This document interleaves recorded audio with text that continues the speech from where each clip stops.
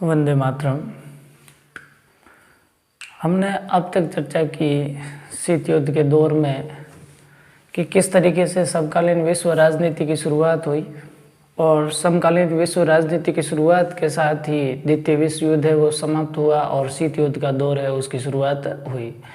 शीत युद्ध के दौर के अर्थ को हमने जानने की कोशिश की। उसके बाद हमने शीत युद्ध के कारणों को समझा और शीत युद्ध कारणों के बाद जो अमेरिका और सोवियत संघ दो महाशक्तियाँ उभर करके आई, उन महाशक्तियों के गठबंधन जो बने थे पश्चिमी और पूर्वी और गठबंधनों को समझा। गठबंधनों के साथ साथ इन दोनों देशों के जो सैन्य संगठन थे नाटो और वार्सा पैक्ट उसको समझा और उसके बाद इन दोनों महाशक्तियों ने छोटे छोटे देशों को अपने अपने गुट में शामिल करने की जो कोशिश की उसको समझा। आज हम इसी चर्चा को आगे बढ़ाते हैं और आज हम देखते हैं जो शीत युद्ध का दौर था, इस शीत युद्ध के दौर का जो चरम बिंदु था वो था क्यूबा मिसाइल संकट। तो किस तरीके से क्यूबा मिसाइल संकट की स्थिति बनती है। देखें, क्यूबा अमेरिका के तट से लगा हुआ एक छोटा सा द्वीपीय देश था और इस क्यूबा का जो राजनीतिक संबंध था, जो जुड़ाव था, वो जुड़ाव था सोवियत संघ से। किससे था? सोवियत संघ से था। और इसको जो भी सहायता दी जाती थी, सैनिक सहायता दी जाती थी, आर्थिक सहायता दी जाती थी, ये सारी की सारी सोवियत संघ के द्वारा दी जाती थी। अप्रैल 1961 के अंदर सोवियत संघ के नेता निकिता क्रुश्चेव ने क्यूबा को सोवियत संघ के सैनिक ठिकाने के रूप में बदलने का निर्णय लिया और 1962 के अंदर क्यूबा के अंदर परमाणु मिसाइलें तैनात कर दी गई। यहाँ 2 तारीखें आती है, थोड़ा सा ध्यान रखें। उन्होंने जो इसको ठिकाने के रूप में बदलने का जो निर्णय लिया था वो तो लिया था अप्रैल 1961 के अंदर, और जो परमाणु मिसाइलें तैनात की थी, ये परमाणु मिसाइलें तैनात की थी 1962 के अंदर। तो हमसे अगर क्यूबा मिसाइल संकट का समय पूछा जाए सीधा, तो हमको 1962 करना है, न कि 1961 करना है। जैसे हम बोलते हैं कि 1961 का क्यूबा मिसाइल संकट, लेकिन इसका जो आंसर माना जाए वो माना जाएगा 1962। तो 1962 के अंदर जो निकिता क्रुश्चेव थे सोवियत संघ के नेता, इन निकिता क्रुश्चेव ने क्यूबा के अंदर परमाणु मिसाइलें तैनात कर दी। इस समय जो क्यूबा के राष्ट्रपति है, क्यूबा के राष्ट्रपति है, उनका नाम है फिडेल कास्त्रो। क्या नाम है? Fidel Castro. और इन फिडेल कास्त्रो के समय जो निकिता क्रुश्चेव है, वो निकिता क्रुश्चेव क्यूबा को सोवियत संघ के सैनिक ठिकाने के रूप में विकसित करते हैं और यहाँ पर परमाणु मिसाइलें तैनात कर दी। जैसे ही परमाणु मिसाइलें तैनात हुई तो अमेरिका था वो पूरा का पूरा इस मिसाइलों की निशाने पे आ गया कि अमेरिका पूरा का पूरा इस दायरे के अंदर आ गया। और इन परमाणु मिसाइलों के तैनात करने की जो खबर थी वो अमेरिका के राष्ट्रपति जॉन कैनेडी को करीबन 3 सप्ताह बाद इनकी भनक लगी कि क्यूबा के अंदर वो परमाणु मिसाइलें तैनात कर दी गई। और जैसे ही उनको इनकी जानकारी हुई तो जॉन कैनेडी ने अपने जंगी बेड़े को क्यूबा की ओर बढ़ने का आदेश दे दिया। कुछ समय के लिए ऐसा लगा कि अब युद्ध होकर के रहेगा, लेकिन ऐन वक्त पर क्यूबा में जो परमाणु मिसाइलें लगी थी वो परमाणु मिसाइलें हटा ली गई और ये एक ऐसी स्थिति थी जिसमें युद्ध होते होते बच गया, लेकिन प्रत्यक्ष रूप से युद्ध नहीं हुआ। ये जो एक युद्ध की आशंका बनी कि युद्ध होने वाला है, इस युद्ध की आशंका को क्यूबा मिसाइल संकट के नाम से जाना जाता है। ये क्यूबा मिसाइल का संकट का जो क्वेश्चन है वो काफ़ी पॉपुलर सवाल रहा है, तो इसको थोड़ा सा विशेष ध्यान रखें कि क्यूबा मिसाइल संकट के समय जो संकट है इसको पूरा व्यवस्थित तरीके से याद रखने की कोशिश करें। क्यूबा मिसाइल संकट के समय स्थिति बनी लेकिन युद्ध नहीं हुआ, और युद्ध नहीं होने के पीछे जो कारण काम कर रहा था वो कर रहा था अवरोध का सिद्धांत। इसी अवरोध के सिद्धांत को बोर्ड परीक्षा में कई बार रोक एवं संतुलन के सिद्धांत के नाम से भी जाना जाता है। रोक एवं संतुलन, अवरोध के सिद्धांत को रोक एवं संतुलन का सिद्धांत भी कहा जाता है। और इस सिद्धांत के अनुसार जब दोनों ही गुटों के पास, दोनों ही महाशक्तियों के पास इतनी एक दूसरे को नुकसान पहुंचाने की इतनी क्षमता होती है कि कोई भी युद्ध का खतरा मोल नहीं लेना चाहता, और इस स्थिति के अंदर दोनों के मध्य कितनी भी गहन प्रतिद्वंदिता हो, लेकिन प्रतिद्वंदिता होने के बावजूद भी प्रत्यक्ष रूप से युद्ध नहीं होता है। और यही स्थिति थी अमेरिका और सोवियत संघ के मध्य। दोनों इस समय तक परमाणु शक्ति संपन्न हो चुके थे। 1945 के अंदर अमेरिका अपना परमाणु परीक्षण कर चुका था और 1949 के अंदर सोवियत संघ भी परमाणु परीक्षण कर चुका था। और अब इन दोनों महाशक्तियों के पास एक दूसरे को नुकसान पहुंचाने की अपार संभावनाएं मौजूद थी और इसलिए दोनों में से कोई भी युद्ध का खतरा मोल लेना नहीं चाहता था। और इस स्थिति के अंदर दोनों के मध्य गहन प्रतिद्वंदिता होने के बावजूद भी कोई प्रत्यक्ष युद्ध नहीं हुआ। तो अवरोध एवं रोक अवरोध का सिद्धांत या रोक या संतुलन के सिद्धांत का मतलब ये था कि दोनों ही गुटों के पास परस्पर इतनी शक्ति होती है कि कोई भी युद्ध का खतरा मोल लेना नहीं चाहता और दोनों के मध्य गहन प्रतिद्वंदिता को होने के बावजूद भी जो रक्त रंजित युद्ध है वो युद्ध नहीं होता है। इसी के साथ साथ एक और सिद्धांत काम कर रहा था, संयम का तर्क। देखो, दोनों ही महाशक्तियों ने ये समझ लिया था कि युद्ध को हर हालात में टालना जरूरी है। और जब उन्होंने समझ ही लिया कि युद्ध को हर हालत में टालना जरूरी है, तो इस स्थिति के अंदर जो उनका अंतर्राष्ट्रीय व्यवहार था वो एक जिम्मेदारी भरा व्यवहार किया। मतलब दोनों गुट में से कोई भी ऐसा कदम उठाने से हिचकिचा रहा था कि कहीं युद्ध न छिड़ जाए। और इसलिए जब उनके व्यवहार की बात आई तो उन्होंने जिम्मेदारी भरा, संयम भरा व्यवहार किया, संयम बरता और इस स्थिति के अंदर युद्ध है वो धीरे धीरे एक क्षेत्र से दूसरे क्षेत्र की ओर सरकता चला गया। अगली बात है शीत युद्ध के दायरे की। शीत युद्ध के दायरे का मतलब है ऐसे क्षेत्र जब शीत युद्ध के समय दोनों पक्षों के मध्य, दोनों गुटों के मध्य या तो संघर्ष हुआ या संघर्ष होने की स्थिति बनी। जब जहाँ या तो संघर्ष हुआ या संघर्ष होने की स्थिति बनी उनको हम कहते हैं शीत युद्ध के दायरे। यानी ऐसे क्षेत्र जहाँ दोनों गुटों के मध्य प्रत्यक्ष या अप्रत्यक्ष रूप से संघर्ष हुआ या संघर्ष होने की स्थिति बनी उनको कहते हैं शीत युद्ध के दायरे। कुछ परिस्थितियाँ ऐसी बनी, उस समय ऐसा लगता था कि संघर्ष हो सकता है, जैसे 1950 से 53 के मध्य कोरिया संकट के समय। 1950 के अंदर उत्तरी कोरिया ने दक्षिणी कोरिया पर आक्रमण कर दिया। जब दक्षिणी कोरिया पर आक्रमण किया तो दक्षिणी कोरिया का जो साथ है वो अमेरिका ने दिया और उत्तरी कोरिया का साथ है वो चीन और सोवियत संघ ने दिया। दोनों पक्ष आमने सामने हो गए और इस समय ऐसा लगा कि दोनों के मध्य संघर्ष हो गया। और संघर्ष इस समय जो कोरिया देश थे उन दोनों के मध्य संघर्ष हुआ भी था। तो ये एक स्थिति ऐसी थी कि उस समय संघर्ष हुआ। दूसरी स्थिति थी 1958 से 62 के मध्य बर्लिन की दीवार के निर्माण के समय। ये जो जर्मनी को दो भागों में बांटने वाली दीवार थी, इस निर्माण के समय भी ऐसा लगा कि दोनों गुटों के मध्य संघर्ष होकर के रहेगा, ये होगा। 1962 की स्थिति को अपन समझते हैं। क्यूबा मिसाइल संकट के समय भी ऐसी स्थिति बनी।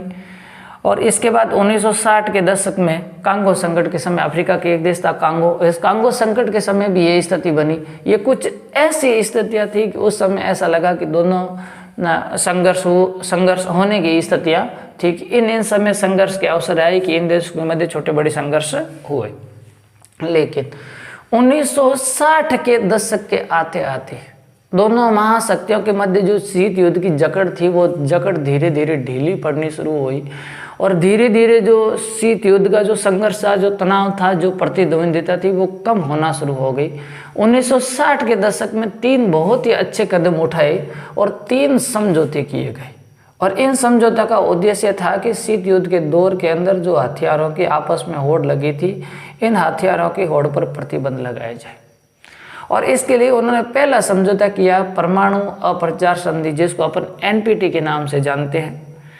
1968 के अंदर ये संधि लाई गई और इस समय तक जो परमाणु शक्ति संपन्न 5 देश थे, अमेरिका था, ब्रिटेन था, फ्रांस था, चीन था और सोवियत संघ था।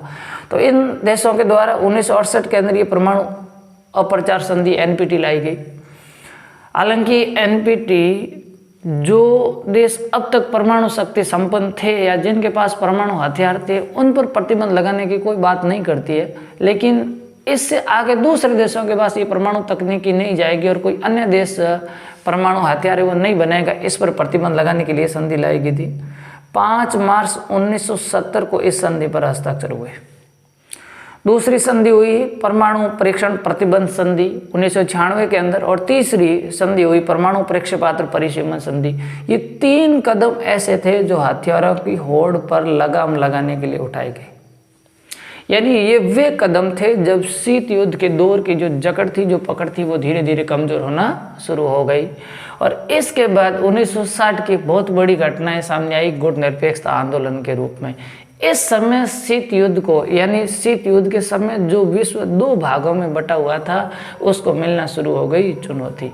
और इस शीत युद्ध के दौर को या 2 ध्रुवीय विश्व को जो चुनौती दी गई, वो चुनौती दी गई एक तो गुटनिरपेक्षता के द्वारा, और दूसरी चुनौती दी गई नव अंतर्राष्ट्रीय आर्थिक व्यवस्था के द्वारा। गुटनिरपेक्षता को अपन काफ़ी विस्तृत पढ़ेंगे। भारत की विदेश नीति की विशेषताओं के अंदर भी गुटनिरपेक्षता आएगी। और यहाँ पर जो गुटनिरपेक्षता का, शीत युद्ध के संदर्भ में जो गुटनिरपेक्षता का उदय हो रहा है, भारत गुटनिरपेक्ष आंदोलन के नेता के रूप में जाना जाता है। और यहाँ भारत के संदर्भ में गुटनिरपेक्षता की नीति की विशेषता, गुटनिरपेक्षता की विचार विमर्श करना, इस पर चर्चा करना काफ़ी इम्पोर्टेंट हो जाता है। तो अपन इस पर बात करेंगे।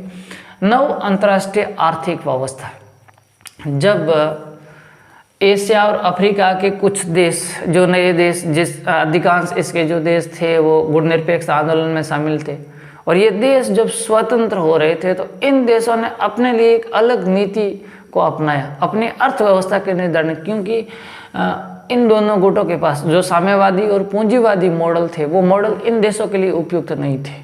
और इन देशों ने एक जो नवीन व्यवस्था को, जिस व्यवस्था को स्वीकार किया, जिसे हम नव अंतर्राष्ट्रीय आर्थिक व्यवस्था कहते हैं। इन नव अंतर्राष्ट्रीय आर्थिक व्यवस्था की जो शुरुआत होती है, वो शुरुआत एक रिपोर्ट के बाद होती है। 1972 के संयुक्त राष्ट्र व्यापार एवं विकास सम्मेलन, जिसको अक्टोड के नाम से जाना जाता है, इसने 1972 में एक रिपोर्ट प्रकाशित की। पिछली बार बोर्ड परीक्षा के अंदर इस अक्टोड का पूरा नाम पूछा गया था। विशेषता ध्यान रखें, मैं आपको साथ साथ में बताता रहूँगा कि पिछले पेपरों के अंदर कहाँ से सवाल पूछे गए। अक्टोड का पूरा नाम पूछा गया था, संयुक्त राष्ट्र व्यापार एवं विकास सम्मेलन के नाम से जाना जाता है। 1972 के अंदर इसने एक रिपोर्ट प्रकाशित की। इस रिपोर्ट का शीर्षक था towards a new trade policy for development report. और इस रिपोर्ट के अंदर 3 बातें कही गई। प्रथम बात ये कही कि अल्प विकसित देशों को अपने प्राकृतिक संसाधनों पर अधिकार प्राप्त होगा या नियंत्रण प्राप्त होगा।